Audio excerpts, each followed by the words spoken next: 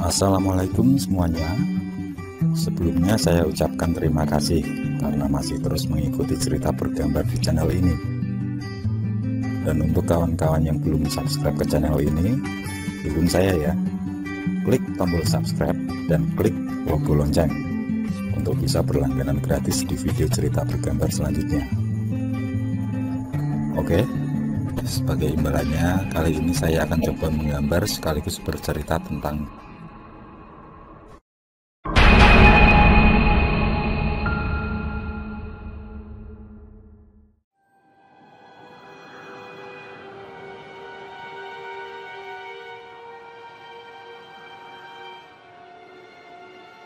Aku baru saja akan memulai pekerjaan ketika Bu Manajer memanggilku ke ruangannya.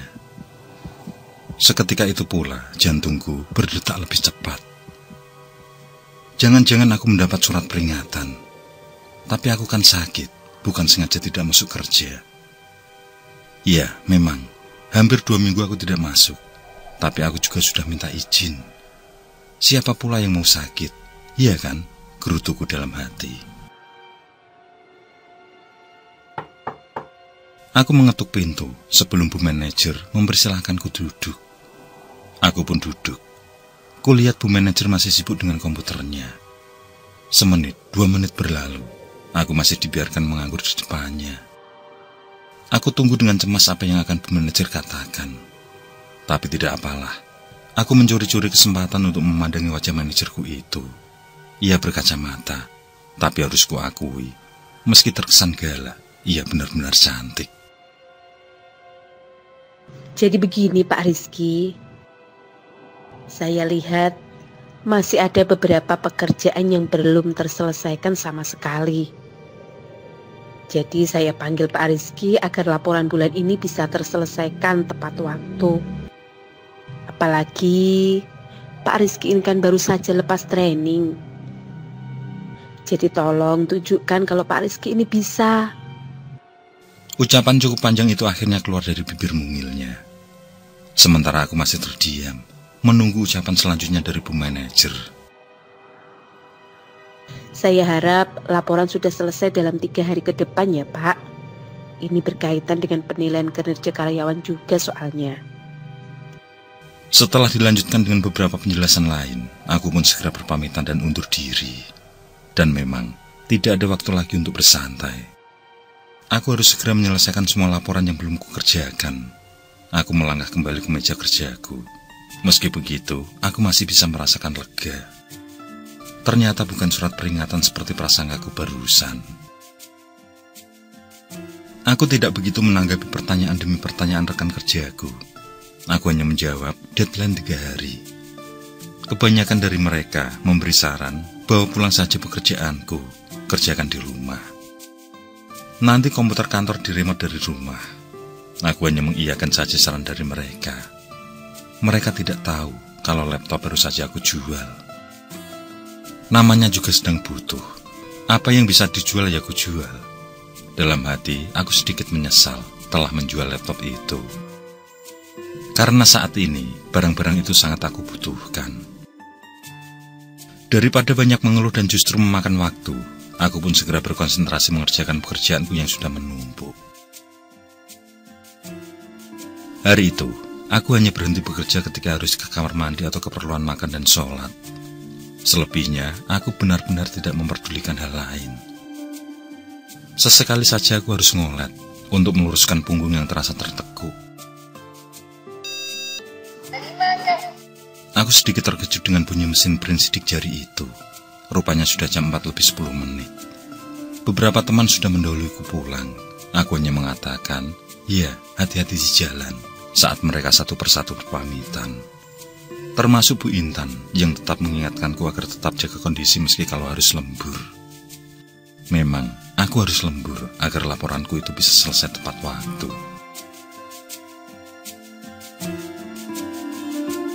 Sebelum keluar ruangan untuk beristirahat sejenak, aku menoleh ke kanan kiri. Ruangan di lantai 3 itu sudah sepi. Hanya terlihat kertas yang tertumpuk di meja teman-teman.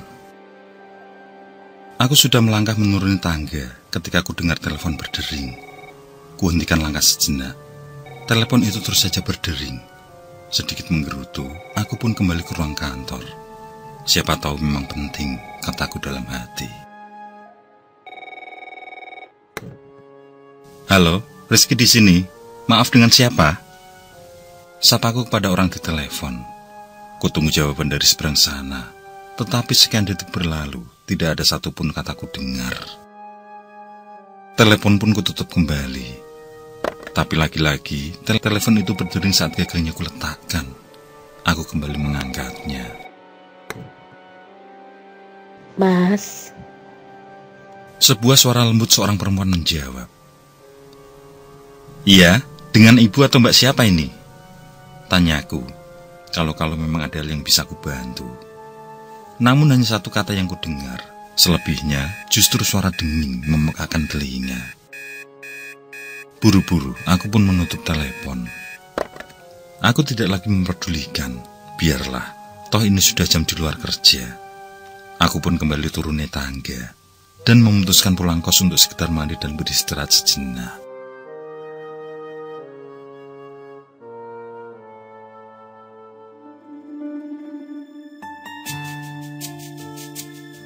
Selepas sholat maghrib, aku buru-buru menstarter sepeda motorku.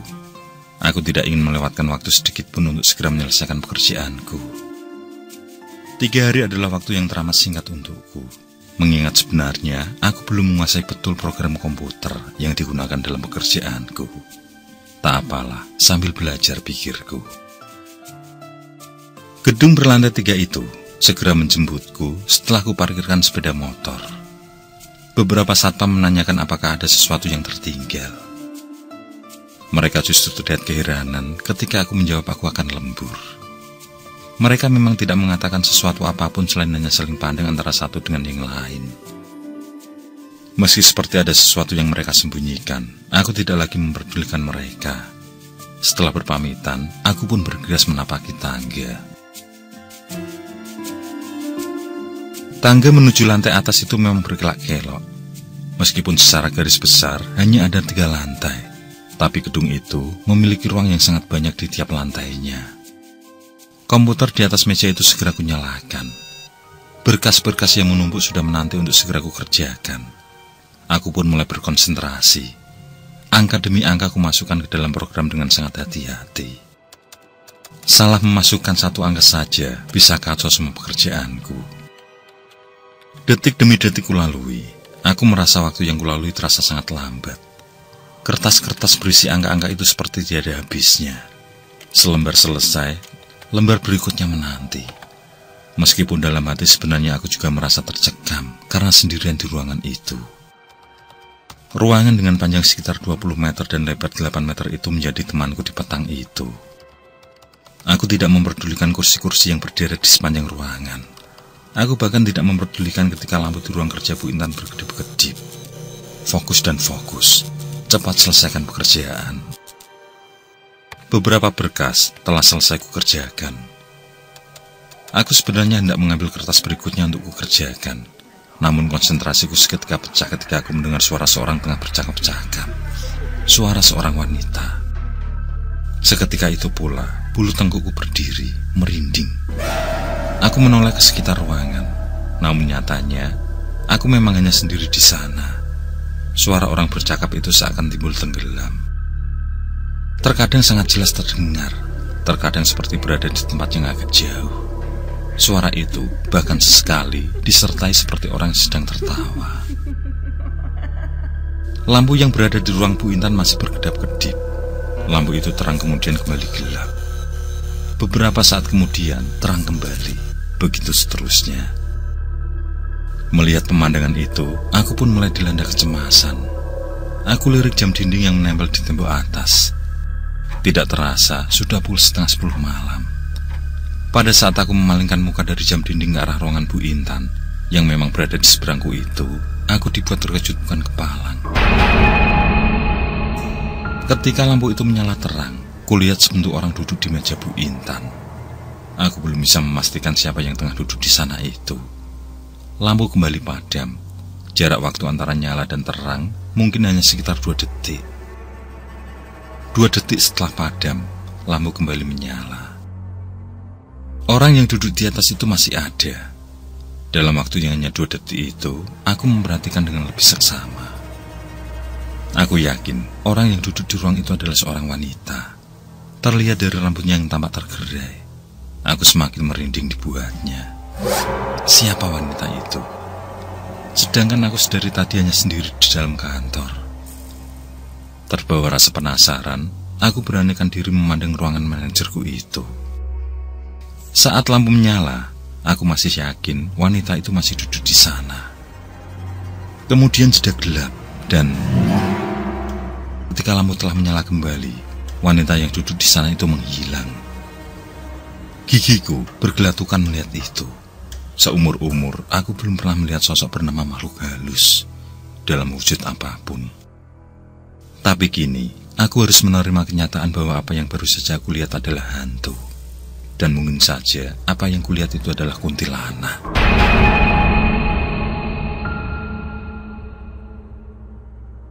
Jantungku semakin keras berdegup. Nyaliku tinggal beberapa persen saja. Aku sudah bersiap akan lari ketika aku melihat seorang wanita keluar dari ruangan itu. Tapi pada detik itu juga aku merasa sangat lega. Dalam jarak pandang yang tidak terlalu jauh, kulihat Bu Intan memang sedang berdiri. Beliau melempar senyum. Aku mendengar beliau menyapa. Jadi lembur Pak Rizky. Melihat senyum dan sapaan itu, aku hanya mengangguk. Entah, mulutku seakan terkunci untuk sekedar menjawab iya. Kulihat Bu Intan kemudian duduk di salah satu kursi dan membelakangiku. Beliau sepertinya tengah sibuk dengan sesuatu. Aku juga tidak lagi melihat lampu di ruang itu berkedip-kedip. Lampu itu kini benar-benar padam. Lega. Aku yang merasa ada teman di kantor kembali fokus dengan pekerjaanku. Beberapa berkas berisi angka-angka kembali kupelototi dengan cermat.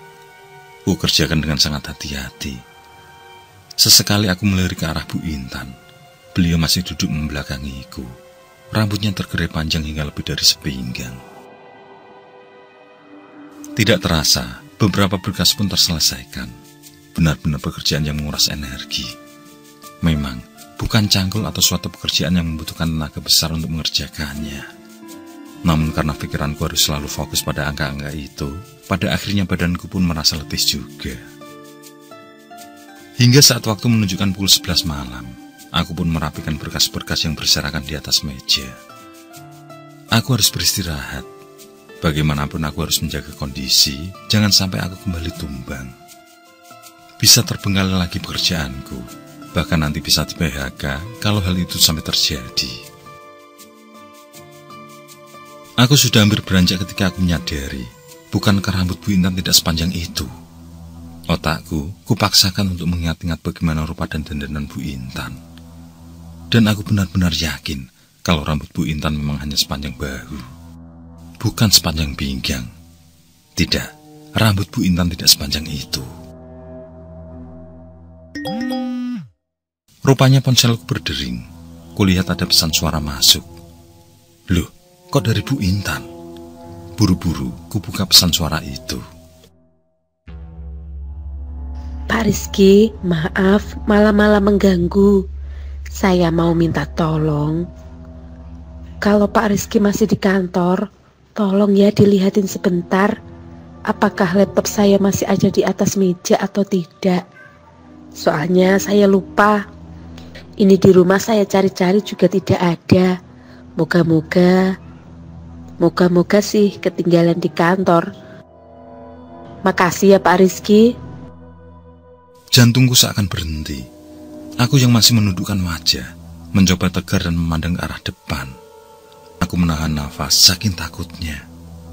Kalau Bu Intan yang mengirim pesan, berarti wanita yang duduk itu siapa? Keringat dingin pun seketika membanjir. Dengan sisa-sisa keberanian yang kumiliki, mataku pun menatap ke depan. Aku sudah siap dengan apapun yang akan kulihat. Dan aku benar-benar terpana. Di hadapanku, ternyata tidak ada seorang pun. Wanita berambut panjang yang semula kukira Bu Intan itu, sudah tidak ada lagi di sana. Lalu siapa wanita itu? Jantungku seakan semakin berdebar kencang ketika tiba-tiba aku mendengar suara tawa seorang wanita. Memang hanya lirih, namun sangat jelas menggaung di telinga. Aku melompat dari tempat dudukku ketika tiba-tiba saja kertas yang berada di atas meja rekan kerjaku seperti tertiup angin. Berhamburan tidak karuan. Tanpa pikir panjang, aku pun berlari keluar ruangan. Aku bersyukur tidak terpeleset ketika turun tangga tadi. Di lantai 1 itu benar-benar gelap. Aku harus menyesuaikan pandangan mata agar tidak menabrak meja atau benda-benda yang berada di sana. Aku benar-benar ketakutan. Aku harus segera sampai di pos satpam. Mas, mau kemana mas? Mendengar ada suara wanita menanyaiku, aku pun berteriak sekencang-kencangnya sambil berlari sekencang-kencangnya. Sampai di pos satpam, aku diterima dengan wajah-wajah penuh pertanyaan. Salah seorang satpam kemudian memberikanku segelas air mineral. Mereka memandangiku dengan rasa iba. Mas Rizky aman di sini. Salah seorang dari satpam menenangkanku sembari mengelus-elus pundakku. Aku berusaha mengatur nafas. Air itu langsung kuteguk. Aku kembali mengatur nafas. Sebentar kemudian aku sudah merasa lebih tenang. Meski begitu, badanku masih merasa gemetar. Beberapa saat lamanya aku masih berada di pos satpam. Dengan sedikit terbata-bata aku pun menceritakan apa yang barusan ku alami. Aku juga menceritakan bagaimana Bu Intan memintaku untuk menengok laptopnya. Dua orang satpam yang paham maksudku segera naik. Mereka membantuku untuk melihat laptop Bu Intan yang mungkin memang tertinggal di mejanya.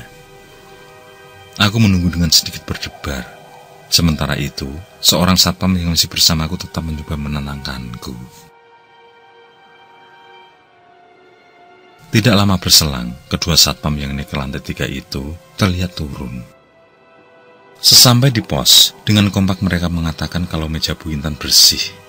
Hanya ada beberapa kertas. Laptop yang ditanyakan pun tidak ada di sana. Mendengar penjelasan kedua satpam itu, buru-buru aku mengambil ponsel di saku. Maksud hati adalah membalas pesan suara yang dikirimkan tadi. Aku mengulur-ngulur nama di layar ponselku. Anehnya, di sana aku tidak menemui adanya pesan suara dari Bu Intan. Pesan terakhir dari beliau adalah 2 hari yang lalu. Bulu tengkukku semakin tegak berdiri.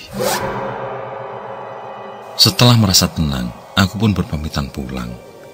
Sepeda motor jadul itu kubawa pelan-pelan. Sepanjang perjalanan pulang itu pikiranku masih saja tertuju pada sosok wanita yang kulihat tadi. Namun aku coba menepikan peristiwa menyeramkan yang baru saja aku alami. Kubuang jauh-jauh perasaan menakutkan itu. Tapi bagaimanapun, sosok wanita berambut menjuntai itu memang benar-benar duduk di sana. Aku benar-benar melihatnya. Dia membelakangiku. Dan semula, aku sangat yakin kalau dia adalah Bu Intan. Pekerjaan untuk esok hari masih banyak. Bagaimanapun, aku harus mampu menyelesaikannya. Besok kalau lembur, aku akan minta tolong satpam untuk menemani. Aku yakin, pasti ada yang mau menemani. Tidak masalah kalau hanya sebungkus atau 2 bungkus rokok. Setelah lembur nanti ku ajak makan. Aku tersenyum sendiri. Ide cemerlang kadang memang muncul saat kondisi sedang kepepet.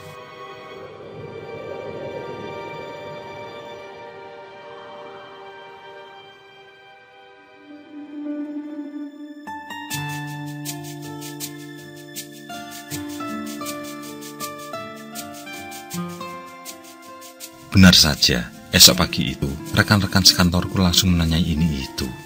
Aku hanya menjawab singkat, dan seperlunya saja. Bukan karena aku tidak mau meladeni pertanyaan-pertanyaan mereka yang seperti wartawan mencari berita. Tapi karena memang pekerjaanku masih sangat banyak, dan mereka pun memaklumi. Pokoknya selepas maghrib, dibayar 1 juta per jam pun aku ogah. Suasana di sini kalau malam pokoknya serem. Kata salah seorang rekanku di pagi itu. Entah apa maksudnya. Mau menakut-nakuti aku, atau memang pernah mengalami kejadian menyeramkan. Aku tidak memperdulikan lagi celoteh mereka. Yang kuperdulikan hanya deretan angka-angka yang harus kurekap agar segera selesai. Merek A sekian biji, harganya sekian ribu per bijinya. Begitupun dengan merek-merek yang lain. Bu Intan yang juga berpapasan denganku, ternyata hari itu hanya diam saja. Beliau tidak menanyakan laptopnya semalam. Dan melihat rambut Bu Intan yang terurai sebatas bunda itu, semakin meyakinkanku kalau yang tadi malam itu memang dedemit.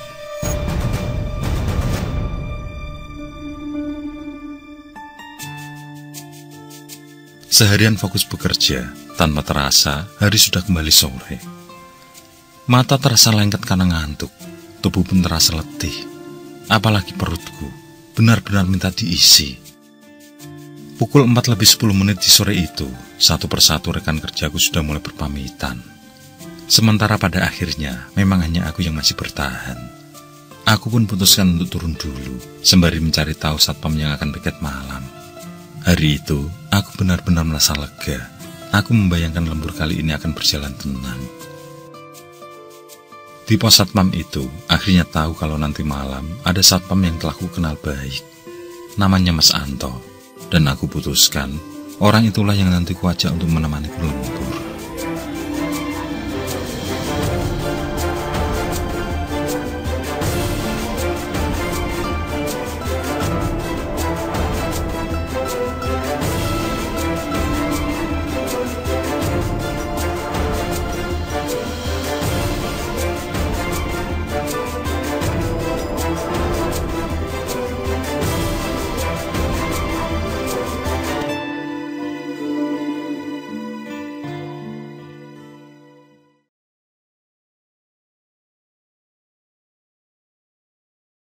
Oke, saya kira cukup cerita kali ini. Untuk cerita-cerita lainnya, silahkan buka di bagian video dalam channel ini, di playlist cerita bergambar. Sekali lagi terima kasih ya. Jangan lupa like, komen, share juga boleh. Dan untuk yang belum subscribe, langsung klik tombol subscribe. Semangat berkarya. Akhirul kalam, wassalamualaikum warahmatullahi wabarakatuh.